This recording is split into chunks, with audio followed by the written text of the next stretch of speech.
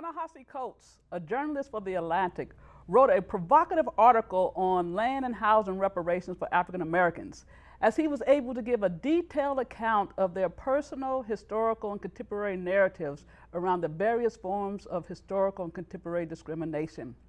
Today, our guests will share about their understanding of Coates' critique, as well as consider what he is saying for them in their various respective contexts and in the Valley. Please stay tuned.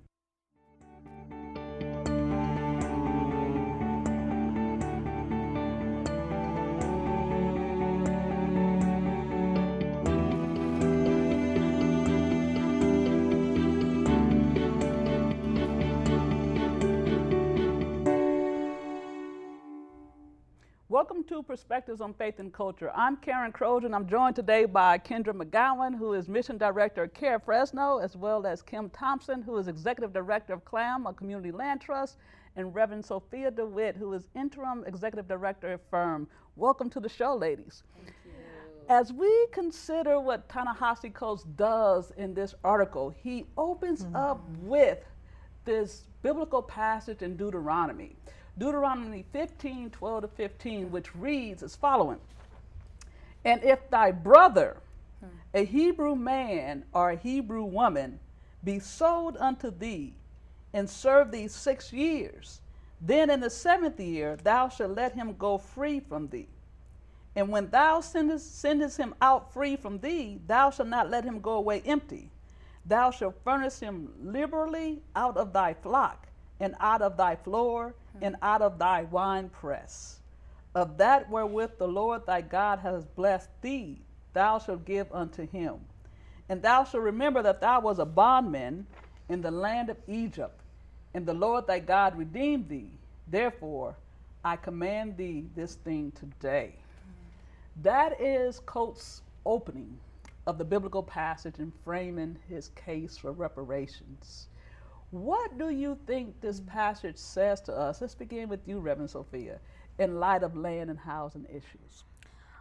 I think the passage says pretty clearly that when there has been a situation of inequity, of discrimination and oppression, that it is the duty of the religious community, it's the duty of any person to make right and to make restoration to the one who has been offended upon in the ways that the passage talks about. I mean, obviously, it talks in very agricultural terms about giving sheep or giving wine or giving grain, but we can bring that forward and interpret that giving financial resources, giving access to educational opportunities. The main point is that when there has been an offense and an inequity, restoration has to be made. Okay, so Kendra, how do you see this passage speaking to the whole case for reparations? Yeah, that's a good question. I think that Reverend Sophia was very, very, very clear and concise on what she said. I kind of see it with those exact same lenses. There was something that had been broken, something that had been taken away, and there's need for that to be repaired, to be restored. So when Ta-Nehisi is talking about that in his case, he saw that there was an unjust system in America, and that there's a need for that system. There needs to be something to be reconciled to that, to be restored to a group of people who receive that injustice. Mm-hmm. Yes, thank you. Kim? The only thing I would add is that the passage says that you remember that you were, and so there's an affirmation of common humanity there, and that you are bringing wholeness as you remember your former condition or your poverty or your basic humanity.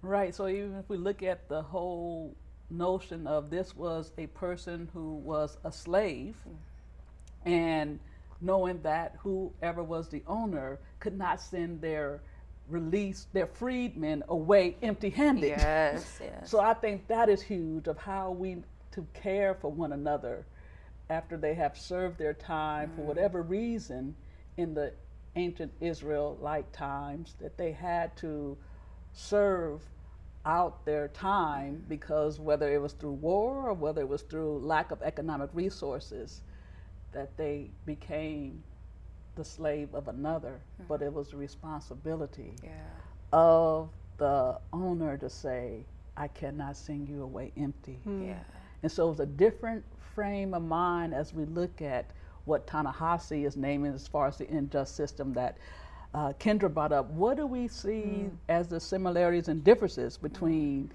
the unjust system of slavery in the U.S. and slavery within ancient Israel? Kim, do you care to respond to that? I'm going to pass. That is fine. Reverend Sophia.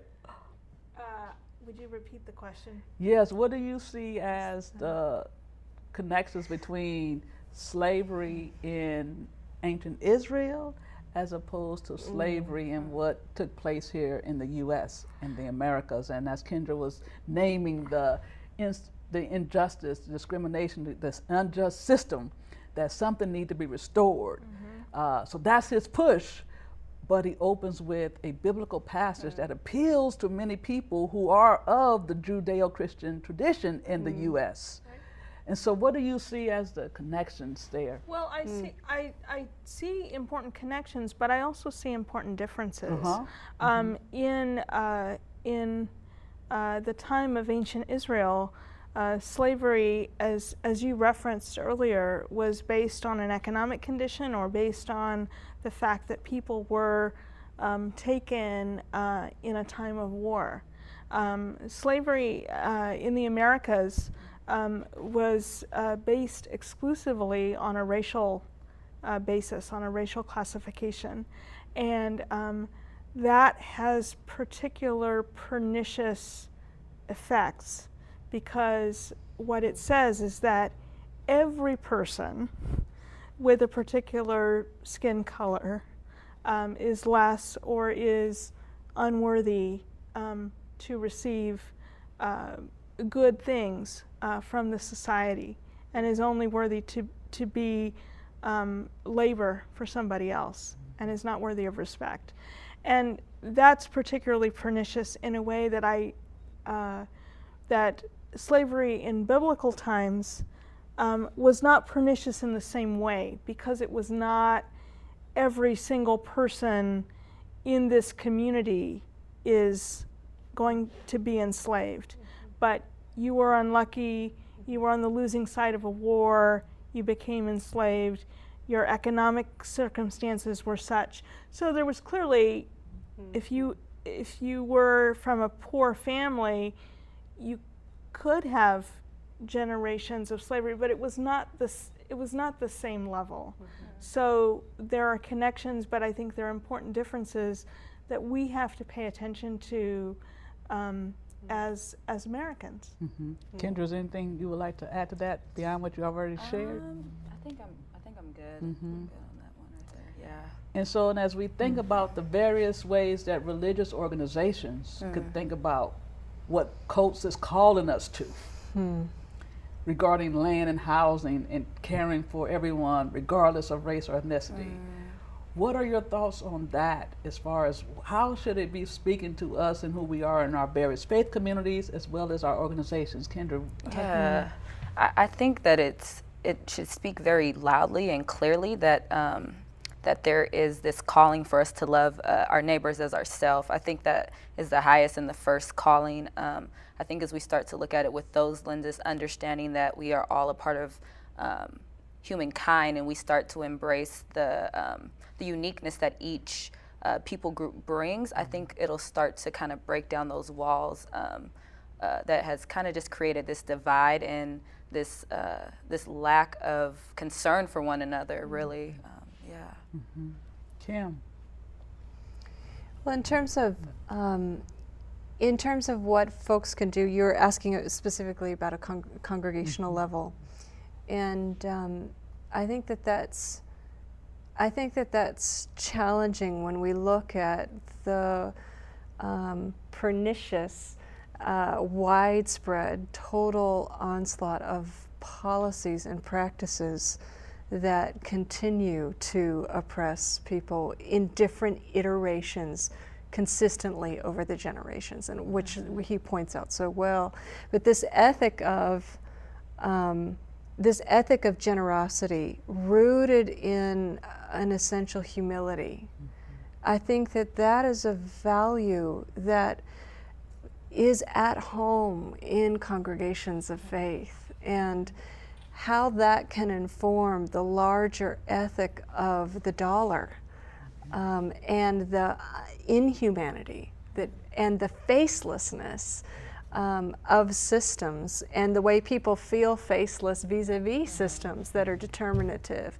So working within congregations to bring that ethic forward and expand it and think together about how to apply that to the challenges that are faced. Thank you. Reverend Sophia. I think in terms of how it speaks to us today, I think it reminds me, anyway, the importance of policy. Actually, I mean, it's important to be personally generous, and that's clearly called for in the passage. But it also speaks to the need for a generalized understanding of how we behave with one another, and a fancier term for that is policy, right? And there are policies, as Kim just said, right now, that continue to cause oppression and suffering on a racial basis, related to how we use land and how we use housing. And those policies need to be changed into other policies that allow for full human flourishing. So it reminds me also of the need for policy change. Right, and he speaks of the ways of the institutional racism, meaning the ways that the federal government was behind the redlining of putting African Americans in certain parts of the city, and where you had white flight, where white people were scared out of their homes because, quote unquote, the niggers are coming. And yet we have this reality of how are we supposed to respond to these atrocious policies that our government have endorsed. And so when we come back from the break, we will pick up at that point. Please stay tuned. It went. For over 25 years, KNXT has been serving the people of the San Joaquin Valley with good family television that's just not available anywhere else. It's important for you, the viewer, to help support this valuable tool of ministry. KNXT needs to continue to grow and bring you important programming about your faith. But sometimes it's hard to stop and find the time. Make it easy. Go to KNXT.TV and find out how easy it is to support your Catholic television station, KNXT TV.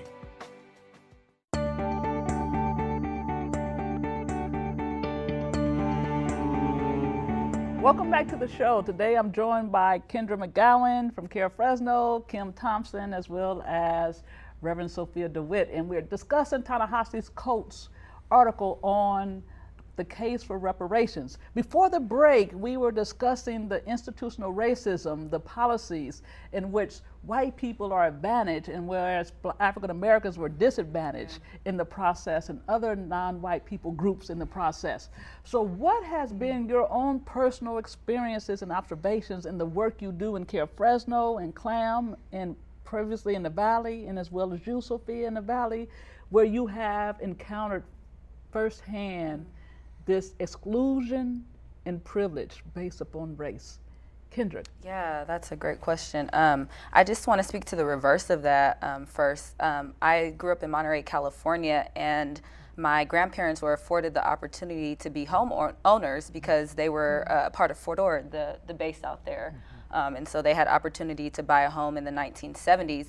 And I see how generational wealth, a home ownership had built that security in my own personal life, and in the lives of many other young African Americans, Latinos around me. When I came to Fresno, I actually had the reverse experience of that. Working in some of the neighborhoods that I work in, I see a lot of the African American children who don't get the opportunity to know what it feels like to go to a home, whose parents are caught up in a system that a lot of times people from the outside looking in kind of generalize and say, how come these people don't work harder? How come they can't, pick up their bootstraps and make it? And it really is a generational poverty that has created this system that it's almost impossible to create home ownership after you've been in this cycle for 3 or 4 generations. That's not even your desire. You're kind of living in a state of survival. So home ownership and those things that we value in American culture are not of high esteem for people growing up in poverty. And so I've seen the reverse of that. So I've got to see both sides of it. That's just like my personal experience. Yeah, and that's one of the things that Coates focuses on, of how home ownership was key for the African Americans who moved from the South to the North, and as well as those in Rosewood, and as well as Oklahoma with Black Wall Street, and how the KKK, Ku Klux Klan came and just wiped them out, and the authorities just watched it happen. And so in those thriving communities where African Americans were responding well, it still was fraught with racial hostility and oppression. Reverend Sophia, what are your thoughts on experiences, observation of institutional racism in land and housing? Well, there are 2 things that come most immediately to mind, I think. And one of them relates to the effects of the recent foreclosure situation that we've had here in the Valley after the big rise in housing prices. People got into homes. And they got into homes, equity went up, or the value of the house went up, but then it was a bubble, and so everything crashed. And a lot of people got into loans that they couldn't afford, or they were tricked into signing documents that they didn't understand, especially if they didn't speak English. Documents were not explained to them in their native language. So a lot of people, a lot of families, whole generations of families who would often co-sign on the loan together, lost wealth and lost equity. And that happened disproportionately in African American, Hispanic, and Southeast Asian homes in the Valley. And so that's one example. The other example that comes to mind readily is, as we've been doing the community organizing work around the general plan update for the city of Fresno, and engaging in those land use decisions, and educating community members that we work with about the importance of those decisions, it has been fascinating in a morbid way to watch how easily our city officials will often give favors to private developers who want to build a new project on the north end of our city, which is still predominantly white in many places, while at the same time they struggle and struggle and struggle to invest in the southern half of our city, which is predominantly inhabited by communities of color. And you see it over and over and over again, to the point that I don't even think that the city officials consciously know what they're doing, but they do it over and over. It's like it's a repeated pattern of behavior. Learned behavior of injustice. Is that what you? Yes, that would be an apt name for that. Oh my, Kim. Folks, I work at I work and I love my work at a community land trust. And community land trusts now, they can seem pretty obscure, but there's around 300 across the country. And the modern day iteration of community land trusts came out of a wedding between the civil rights movement and the peace movement in the 1950s and 1960s, where it was realized that the way to truly turn the tables was to have African American ownership of land and self-determination of communities. And so folks worked very closely together between the peace and the civil rights movement, and they traveled. They went to Israel, they looked at kibbutzes, they traveled to India, they looked at the Gramden land gift movement in India, and then they came back, and in 1970 New Communities was established in Georgia that was more than 5,000 acres of land established by an African American community for agriculture. They lost the land due to racist policies. Wow. Through a lawsuit 30 years later, they won. Wow. And with the money, they bought a plantation house and restarted their efforts.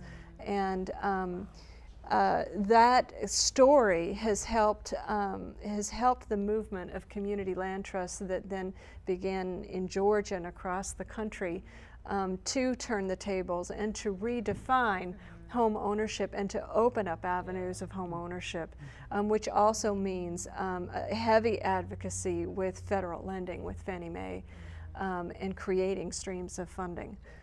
Yeah, I think that's a nice segue as we think about the various banking and loan institutions that exist, and how do we not merely vilify them or demonize them, because it's easy to do, and when we look at the history and the generations and the centuries of what has happened to African Americans and other non-white people groups, as well as poor working class white people in the process. So race plays a very central part in what happens around land and housing and what Coates is saying. Well, if we take seriously Deuteronomy 12, the passage in Deuteronomy, that 15:12 through 15 that Coates brings to our forefront, to the light, how do you think, if it was applied by agribusiness, banks, as well as landlords and developers, what would be different in their practices and policies if that passage was taken seriously, especially for those who claim a Judeo-Christian heritage? Reverend Sophia. Well, for one thing, I think there would need to be a living wage for many in our valley who clearly now do not receive that. I think specifically about agricultural workers, but it's also true of workers who live on tips and serve in our restaurants. And the tip wage, the federal tip wage, is something just above $2 an hour. So if we were taking the passage in Deuteronomy seriously about I'm not going to let you go away empty, right? We would have living wages for people who work among us. Thank you. Kendra. Yeah, I think that if we were taking that passage seriously, I think, we would have to rewrite some of our policies, the way that they're set up right now. I really believe that that my mind just went blank. That is fine. Yeah. It happens on TV. What Reverend Sophia had brought to our attention as far as the livable wage is key, that our businesses, landowners will be thinking about, how do I share the resources instead of just merely hoard the resources, because that biblical passage invites us to say, it's not just about what I can acquire, but how do I care for my sister and brother as they transition to a different phase of their lives and no longer being my quote-unquote bondservant. And I think that's what many of our organizations, they see people as merely as what they can produce. as dollar signs, and we do have those. We're moving into an era of those who are becoming more socially business minded, are looking at what is their social responsibility or their corporate responsibility. Kim, do you have any experience in working with at CLAM with those developers and seeing the more human side of them in your work? So I'm laughing because we are a grassroots organization working in an area that could not be farther from the difference of Fresno County and the valley that's been very developer friendly. Marin County is anti-development, and we're living at the coast and it's open space. And so it's actually incredibly challenging due to the topography, the land costs, the housing costs, to create housing that folks can afford. But nevertheless, as a grassroots organization without any developers, we have been able to do it.